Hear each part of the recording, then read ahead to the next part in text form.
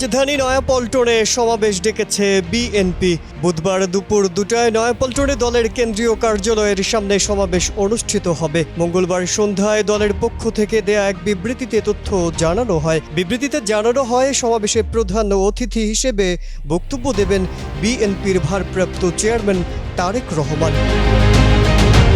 সমাবেশে বিএনপি মহাসচিব মির্জা ফখরুল ইসলাম আলমগীর ছাড়াও জাতীয় নেতৃবৃন্দরাও বক্তব্য দেবেন। যথাসময়ে দল ও অঙ্গ সহযোগী সংগঠনের সকল পর্যায়ের নেতাকর্মী সহ সর্বস্তরের জনগণকে সমাবেশে যোগদানের জন্য আহ্বান জানানো হয়েছে।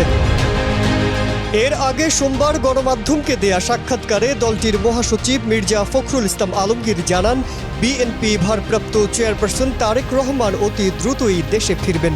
তিনি বলেন, আপনারা জানেন আমাদের নেতা তারেক রহমান, তাকে অন্যায়ভাবে মিথ্যা মামলা দিয়ে বিদেশে নির্বাসিত করা হয়েছে।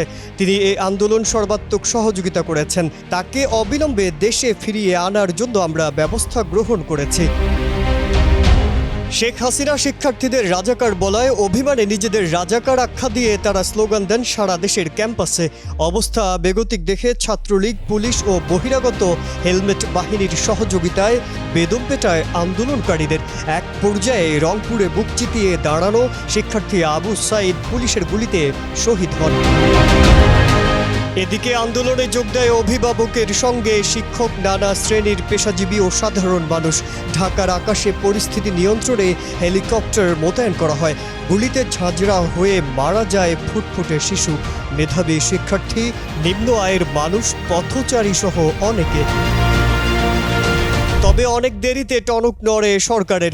আলোচনার প্রস্তাব দেন সরকার প্রধান, কিন্তু আন্দোলনকারীরা সে প্রস্তাব ফিরিয়ে দেয়। 3 আগস্ট কেন্দ্রীয় শহীদ মিনারে বিকেলে আন্দোলনকারীদের ডাকে সর্বস্তরের মানুষ জড়ো হলে এক অভূতপূর্ব দৃশ্যের অবতারণা হয়। পরদিন ঢাকাসহ সারা দেশে আওয়ামী লীগ প্রতিরোধ গড়ার চেষ্টা করে ব্যর্থ হয়। সমন্বয়করা চেয়েছেন আন্দোলনকে দ্রুত পূর্ণতা দিতে, তাই পূর্ব ঘোষিত কর্মসূচি একদিন এগিয়ে আনেন। 5 আগস্ট ঠিক হয় মার্চ টু ঢাকা। ওদিকে 3 বাহিনী ও অন্যান্য নিরাপত্তা বাহিনীর সঙ্গে ঘন ঘন বৈঠক করেন শেখ হাসিনা। গত 15 বছরের দমন পীড়নের বদলা নিতে এরই মধ্যে সারা দেশের আওয়ামী লীগ নেতাকর্মীদের ওপর আক্রমণ, তাদের বাড়ি, অফিসে হামলা, আগুন দেয়া অব্যাহত রেখেছে উন্মত্ত জনতা। শ্রীলঙ্কার স্টাইলে চলছে আওয়ামী লীগ ও তার সহযোগী সংগঠনের নেতাকর্মীদের সন্ধান। এদিকে তিনি লাখো নেতাকর্মীকে বিপদে ফেলে রেখে ছোট বোন শেখ রেহানাকে নিয়ে আবারও আশ্রয় প্রার্থনায় পাড়ি জমান বিদেশে। মাজহারুল আলম, কালের কণ্ঠ।